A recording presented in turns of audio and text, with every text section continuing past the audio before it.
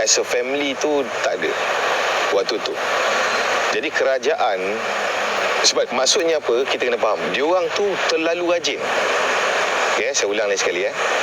Waktu working class tu, zaman revolusi industri, waktu tu orang manusia ni, lelaki, terlalu rajin kerja. Okey. Jadi untuk menjinakkan sikit dia punya terlalu rajin, maka kerajaan keluarkan slogan work-life balance. Okey, now saya nak tanya korang. Kita jujur in this modern world, kita jujur. Korang rasa manusia ada masalah terlalu rajin kerja ke, ataupun masalah kurang kerja dan kurang produktif? A, masalah terlalu rajin kerja.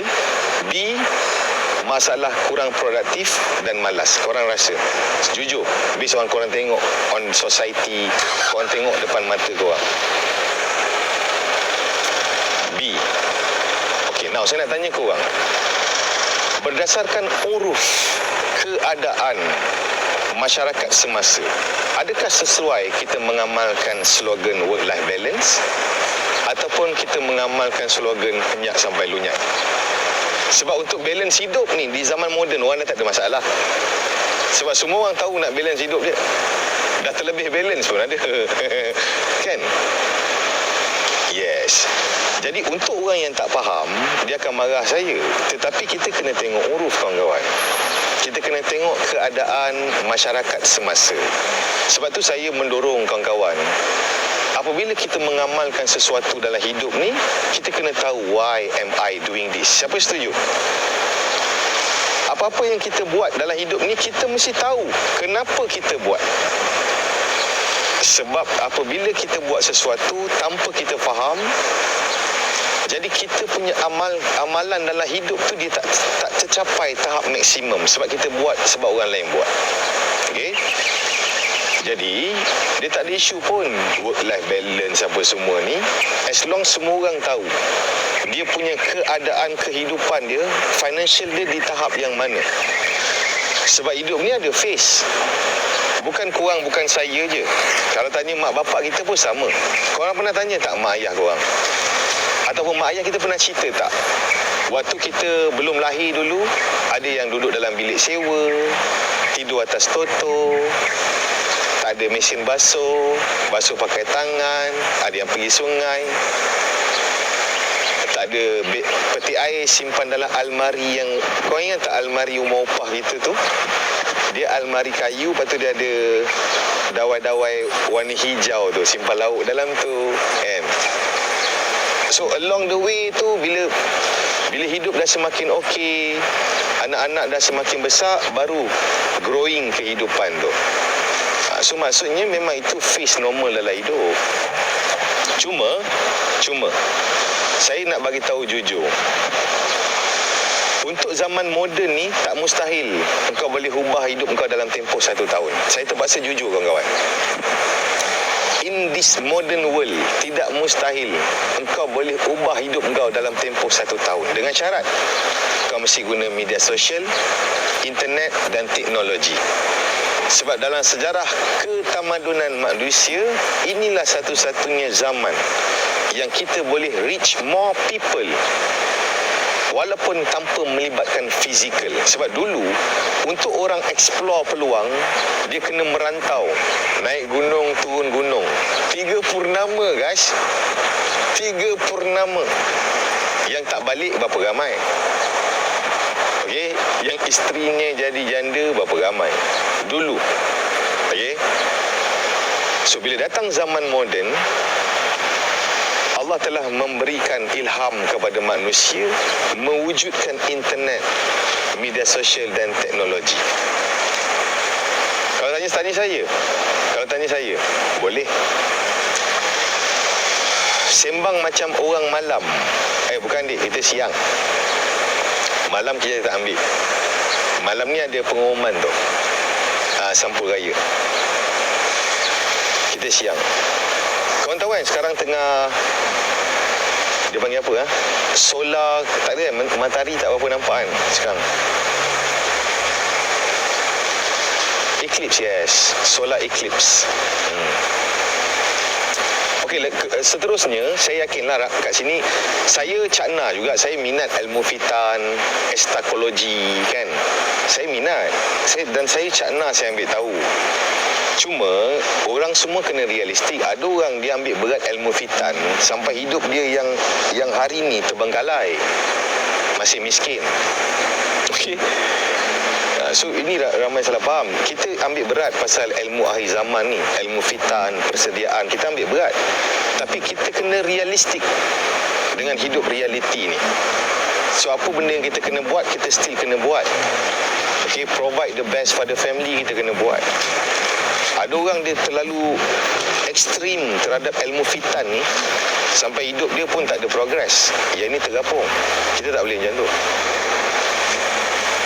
Faham? Bang bersaudara kembar tip ke? Bukan. Okey, ada soalan? Kepada yang baru masuk, salam pengenalan semua. Tahun ni saya dapat best employee tapi saya di ujian berhadapan dengan geng kroni pilih bulu. Walau saya kerja bagus bang. Welcome to the real world. Kena strong, okay? Berani untuk stand for yourself. No means no. Jangan bagi orang pijak kepala kita. Strong. Only the strongest will survive. Nak tak nak, suka atau tak, kau kena strong. Kau kena firm and stern. Kat mana-mana kau pergi, baru orang tak boleh pijak kepala kau. Faham? No one means no. Cakap dia orang no. Ini bukan saya punya tugas. Okay? Cara nak naikkan aura, bos. Okey, betul nak ramuan dia.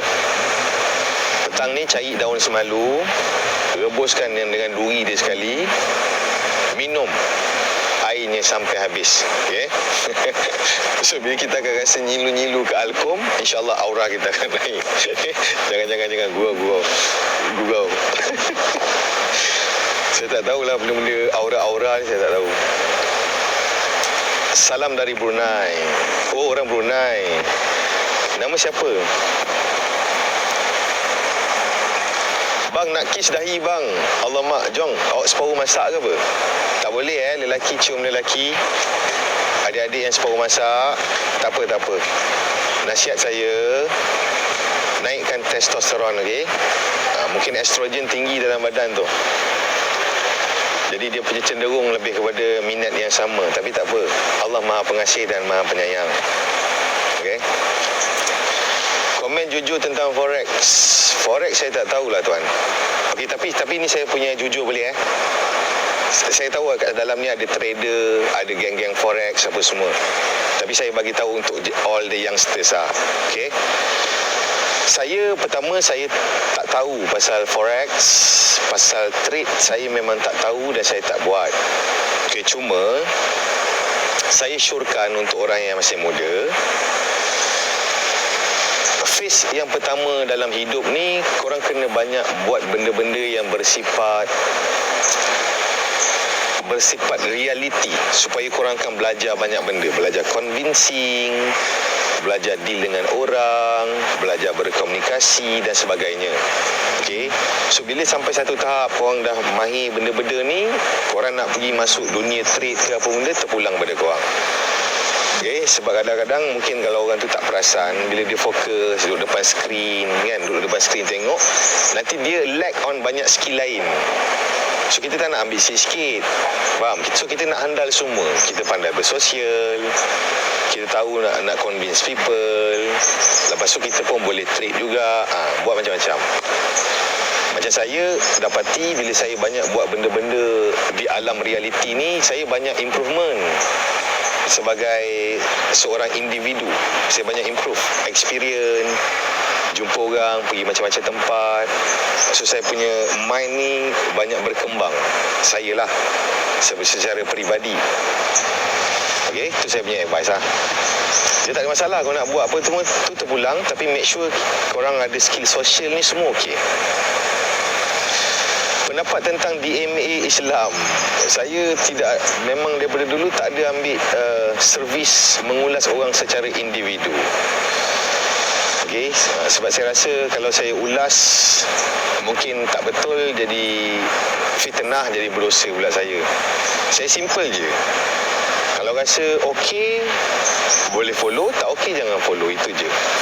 Macam pendapat saya lah. Macam saya pun ramai je orang tak suka saya, tapi tak okey jangan follow, jangan ikut, dah teruskan hidup. Tapi kalau kita tak suka dengan seorang, kita ajak orang ramai-ramai tak suka dia, ini loser lah. Ini perangai daripada sekolah dulu. Dia dah loser daripada sekolah. Kau ada tak kawan-kawan kat sekolah dulu, dia tak suka engkau, tapi dia seorang dia tak berani. Dia ajak ramai-ramai, perpustakawan, pengawas, ahli pusat sumber, semua dia ajak. Dengan makcik kantin pun dia ajak ramai-ramai. Jangan suka dia ni. Ini loser. Sampai besar pun dia buat perangai ni. Kita jangan macam tu. Kita rasa tak okey dengan orang tu, kita seorang dah, that's it. Okey? Kita tak boleh, jangan ajak orang lain. Macam tu lah konsep dia. Siapa setuju dengan saya? Ini tanda kita matang. Tanda kita menjadi seorang lelaki yang matang. Sebab dia macam ni, suka atau tak, memang itu konsep hidup ni kan. Contoh saya yakin korang pun, contohlah ada orang tak suka Azri Walter. Orang yang tak suka Azri Walter, ada orang tak suka dia. Orang yang tak suka kepada orang yang tak suka Azri Walter, ada orang yang tak suka dia. Orang yang tak suka kepada orang yang tak suka, orang yang tak suka, orang yang tak suka kepada Azri Walter, ada orang tak suka dia. So benda ni takkan habis sampai tiupan sangkakala. Jadi bila orang tak suka kita, apa kita kena buat? Pertama, kita terus sukses setiap penjuru hidup. Make sure physical kita fit, make more money, learn new skill dan explore the world. Itu je kita boleh buat. Bukan kita pergi dekat dia orang, tolonglah suka saya. Tak boleh guys. Jadi letih. Faham? Bagus macam mana pun mesti ada orang tak suka. Betul. Biasalah tu.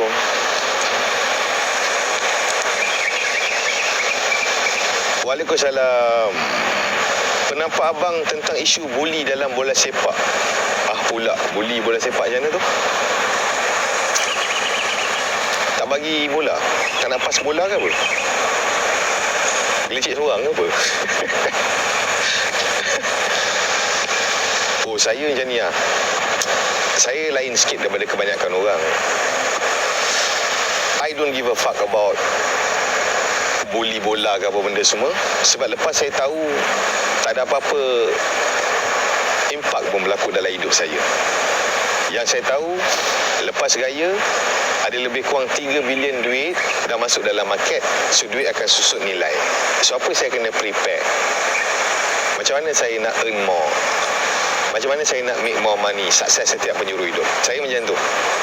Saya tak ambil pot benda-benda yang tak ada manfaat untuk hidup saya. Macam ada orang dia minat kan. Jadi saya tak tahu. Saya tak ada apa-apa ulasan. Itulah saya punya pendapat. Lepas korang tahu apa jadi kat hidup. Apa pandangan kerja orang yang selalu isap okok, sikit-sikit keluar isap okok? Ada ketagih tu. Okok kedai Aceh ke apa? Sebab tu dia orang tukar isap kaset kan. Kaset boleh isap dalam ofis kot.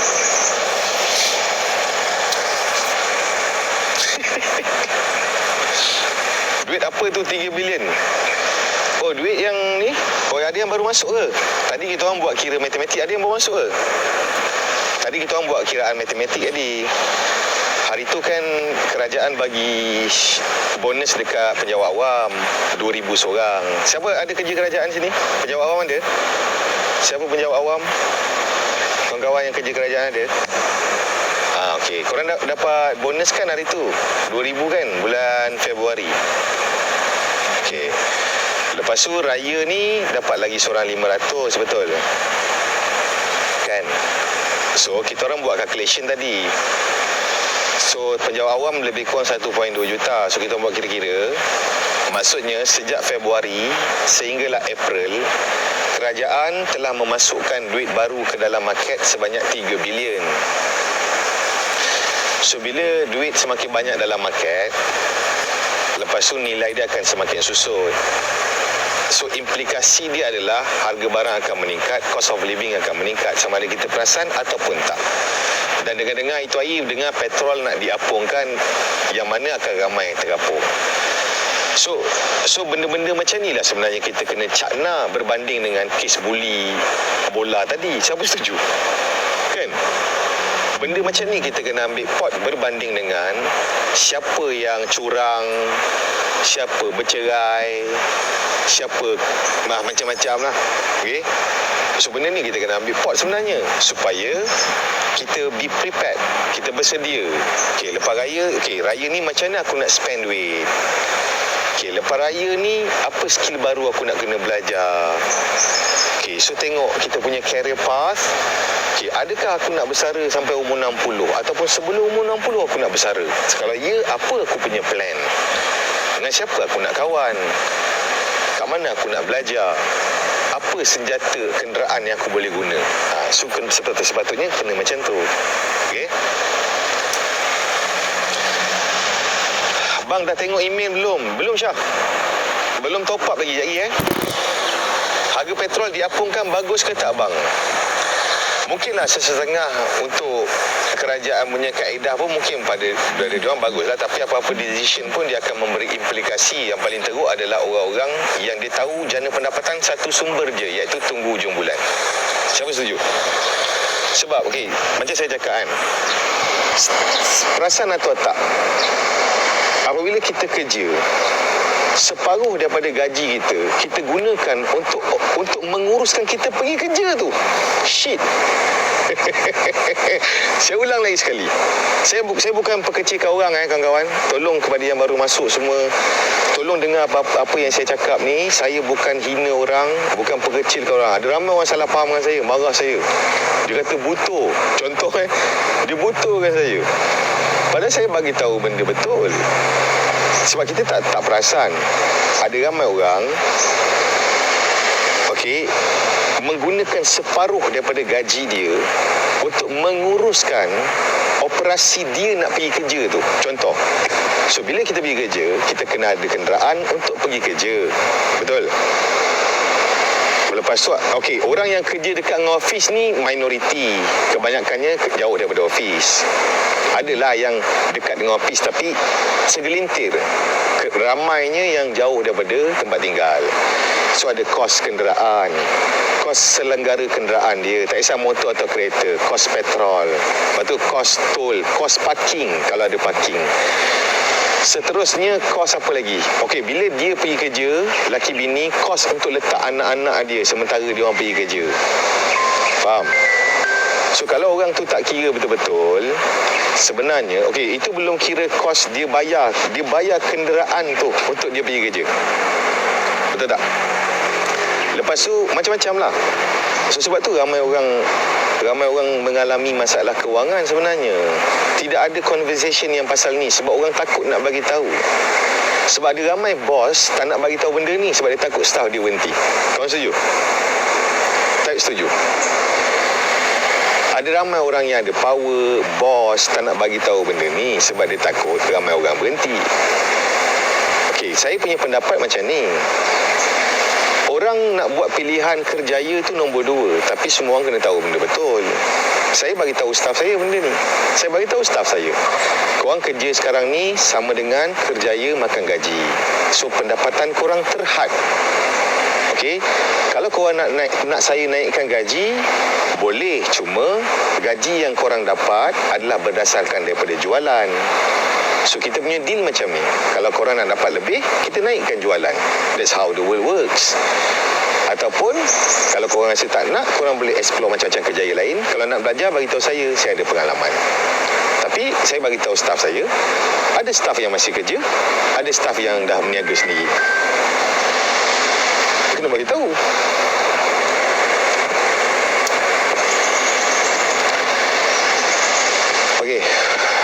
Ada soalan? Bang, keras nak balik raya, nak kena bagi duit raya, makan modal. Duit raya ni bagi kalau kita ada lebih. Kalau tak lebih, tak payah bagi. Kan? bagi ni konsep dia adalah apa yang lebih. Kalau kita bagi buatkan hidup kita menderita, tak okey macam tu. Lepas tu sama macam nak balik kampung kan. Kalau kita tak ada duit nak balik kampung, hold lah dulu. Ni malam-malam raya ni ramai orang nak cari rider, cari job macam-macam, betul tak? Ramai guys. Ramai orang nak guna waktu malam raya, sebelum raya. Ramai, ada banyak job yang ada sebab ramai orang dah balik kampung. So katalah kau tak ada masalah duit, tak apalah, hold lah dulu. Kerjalah dulu, cari-cari duit dulu. Lepas tu dah ada duit 2-3 ribu, raya ketiga keempat kau baliklah. Daripada kau duduk awal kat kampung, duit tak ada, sedih. Buat apa? Lepas tu kau tengok adik-beradik kau kerja pula, pensyarah, gaji kereta pula, Grand Livina. Faham tak? Lepas tu kau sedih. Untuk apa? Kan, tu saya punya pandangan lah. Buat apa sedih-sedih balik kampung? Kita raya ni nak happy. Tak ada pula sedih. Engkau dah lah bulan Muharram kau sedih. Bulan Ramadan kau sedih. Sampai ke Syawal sedih. Asyik sugul aja. Letih macam mana? Okey. Bukan duit jadi ukuran apa ke nama, raya tu best ke tak? Betul. Betul, tapi kadang-kadang ada orang bila dia tengok mungkin orang lain lah, tengok mungkin balik kampung, orang kita biasalah. Okey, saya nak tanya korang, dalam masyarakat kita, bilakah waktunya untuk kita membuktikan kejayaan? Bila? Hari bila guys? Bulan Ramadan? Ataupun Muharram? Bila masyarakat kita? Raya. Betul tak? Raya lah waktu kita nak tunjuk kejayaan. Kereta baru. Memang inilah society kita. Okey, imagine kalau orang tu dia tak boleh handle. Kan? Korang setuju tak? Saya pernah rasa. Saya kan, korang pun rasa, kita manusia. Saya pernah tengok orang lain. Saya waktu tak ada apa-apa kan, tengok saudara-saudara mara yang dah kerja kerajaan, ada kerja PTD, rambut sikat tepi, pakai kereta Honda. Kadang kita pula kerja store, rasa sedih, nasib kan. Lepas tu tiba-tiba rasa macam rendah keyakinan diri pula dah. Nampak tak? Tak patutlah macam tu. Kan contoh. Sebab kita semua ikut track masing-masing. Katakanlah orang tu, katakanlah gaji dia sekarang 3,000. Okey, dia tak boleh tengok orang lain punya gaji. Sebab mungkin tahun lepas gaji dia 2,600. Tahun ni 3,000, okey lah, improve apa? Betul tak? Tapi kalau dia start tengok founder produk kosmetik, dia start tengok ni, ada stres lah dia. Tak payahlah tengok orang, tengok kita. Kita boleh tengok orang dengan syarat dia jadi inspiration. Kalau kita tengok orang membuatkan kita rasa down dengan diri, dia dah salah dah konsep tu. Faham? Tengok orang lain membuatkan kita rasa, kalau dia boleh, kenapa aku tak boleh? Yang ini okey. Tapi kalau tengok orang lain buatkan kita stres, kan? Ni tak patut lah. Okey. Jangan kawan-kawan semua. Kita nak happy-happy, sonok je. Bila tengok orang nanti diri sendiri down sebab selalu compare lagi better. Betul. Lepas tu kita kena pandailah jaga kita punya kesihatan mental, kan? Okey. Bila kita tengok siapa yang membuatkan kita down, jangan tengok dah orang tu. Contoh kita tengok story.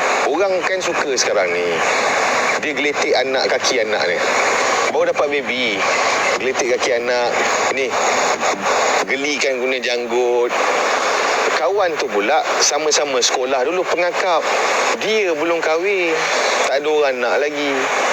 Tengok orang tu dah ada anak, dah start bedung-bedung anak, nak raya seronoknya, bawa stroller, cari baju raya.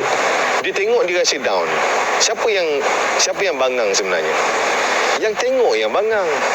Kau tak boleh paksa orang lain jangan post apa yang dia nak post.